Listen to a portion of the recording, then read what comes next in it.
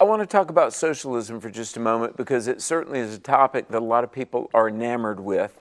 And I want to remind you of the Occupy Wall Street movement in September of 2011. Do you remember that? Do you remember for weeks on end from September to November of 2011, hundreds of people were in the parks and the areas around Wall Street, and they said, we are the 99% because the 1% of the wealthy are oppressing the 99%, they said. And they would shout, people, not profits. People, not profits.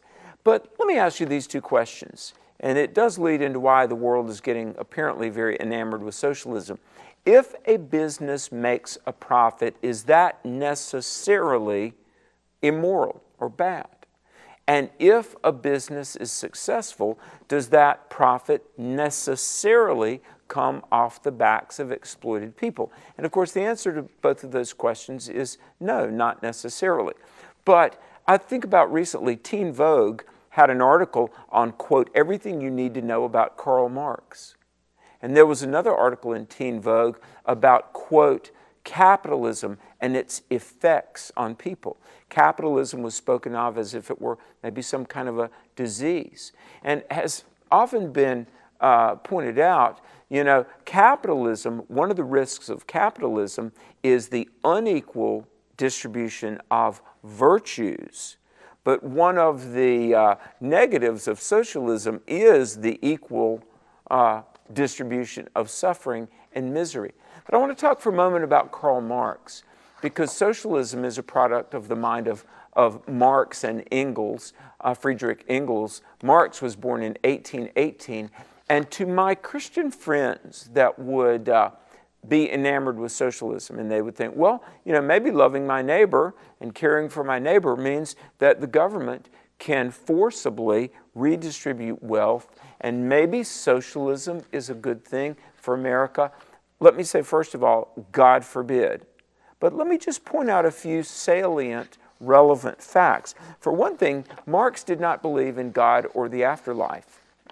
In fact, one time, Karl Marx's father wrote an impassioned letter to his son around 1837 and said, your heart is changing out of desire for fame and wealth and power.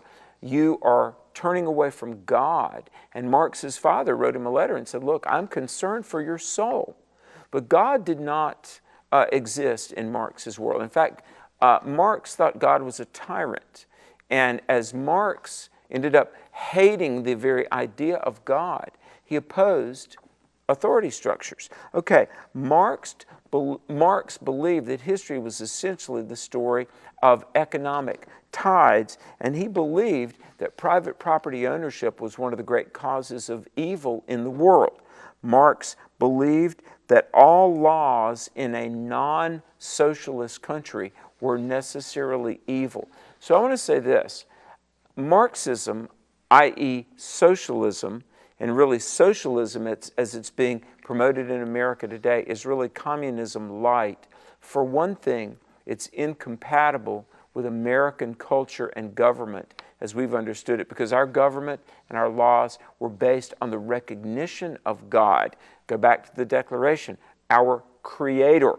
The founders, as has often been said, had to invoke a Creator, and that the one they did was the God of the Bible, in order for their revolutionary experiment to make sense.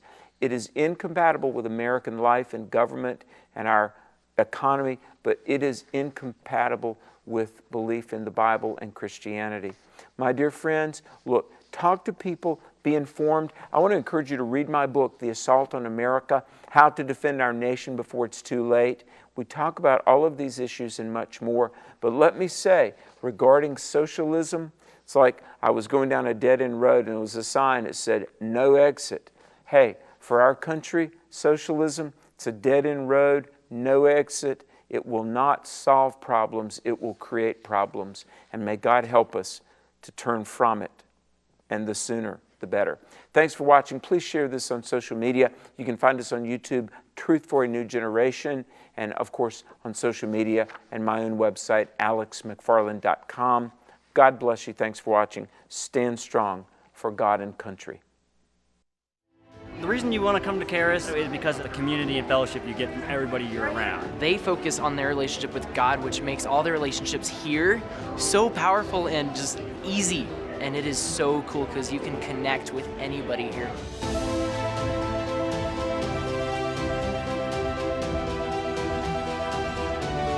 It's to disciple people, it's to see people grow. And you don't find it everywhere, but you will find it here.